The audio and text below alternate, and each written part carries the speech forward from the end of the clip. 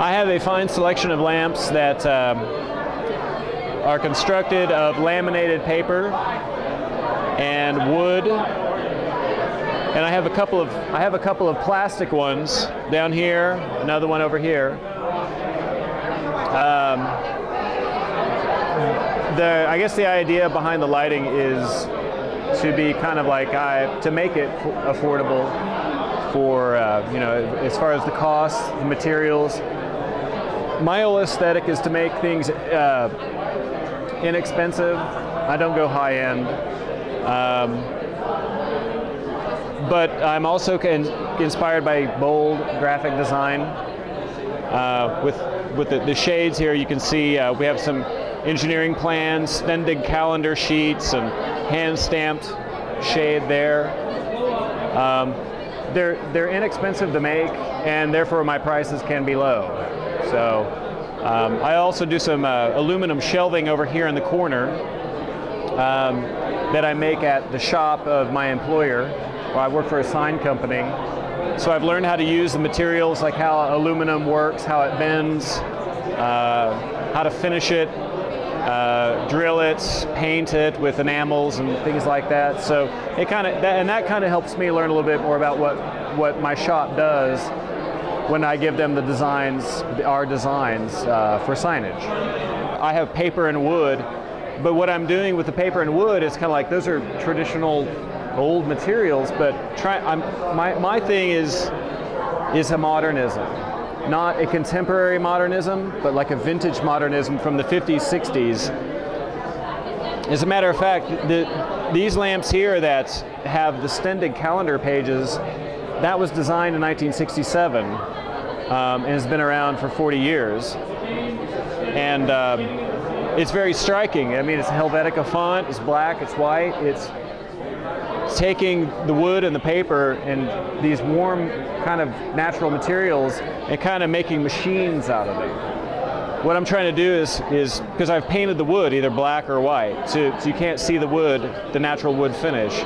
It's all black, it's all white. Now on these, it's the same thing but with just colored bulbs, just kind of like for a little bit of variety. With the aluminum shelving, I intentionally chose color schemes that are warmer, browns, oranges. The little magazine rack's kind of a caramel, it's a yellow oxide, to take these cold aluminum materials and to kind of add some warmth to those. So it's kind of, that's just kind of how it happened. But it's like the natural materials, like the earthy materials, are machined. The machine cold materials become warm.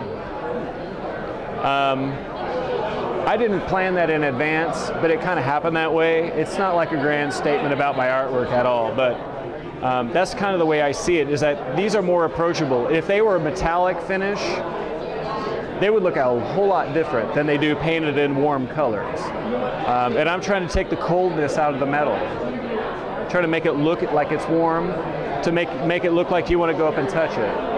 And I want people to go up and touch it. And I want people to touch the lamps too, but I'm very into vintage architecture, vintage graphic design, furniture design. The shelves were inspired by Blue Dot, a company called Blue Dot in Minneapolis. And what they do is they take sheet metal, sheet steel, kind of thin sheet steel, and they'll perforate it, and they'll ship it in a flat box. Or you can go to a store and buy it. And it comes in a flat cardboard, like a cardboard envelope. You take it out and it gives you instructions on, it's perforated in different areas. And it instructs you on how to bend it to make certain, whatever its intended use is, like a coat rack. They have a coat rack that's flat metal. They show you how to bend it on these perforations, and then they lock together. I have a desk organizer that's an upright desk organizer that it's a flat piece of metal, and they just tell you how to bend it. It's kind of like do it yourself. Because they can do a lot with just one flat piece of metal. And that's exactly what I'm doing here, is one flat piece of metal. I bend it on a brake press, in different angles. I mark out my angles and bend it to make what I need to make. Now, I can't perforate stuff. That takes like a laser cutter or a CNC machine or something like that, but that was a big inspiration for me. So what it all boils down to is kind of like functional art. This is not really art to me, it's just lamps and shelves. But I guess it's an art. Yeah, it's an art. You know, I mean, look around you. There's a lot of stuff here that's kind of has a lot more artistic bang for the buck. My stuff is to be as minimal as possible, but to be to get as much pop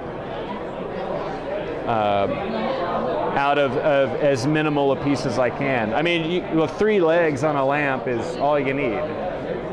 Can't do 2, it'll fall over. Can't do 1. 4, too much, it'll wobble. 3 legs will never wobble. You have a chair, a table, a lamp, anything that has 3 legs, it will never wobble. If you put a 4th leg on that chair, table, or lamp, it's gonna wobble if it's on an uneven surface. So it's a minimalism. It's all about kind of like what can you do with the least amount of materials.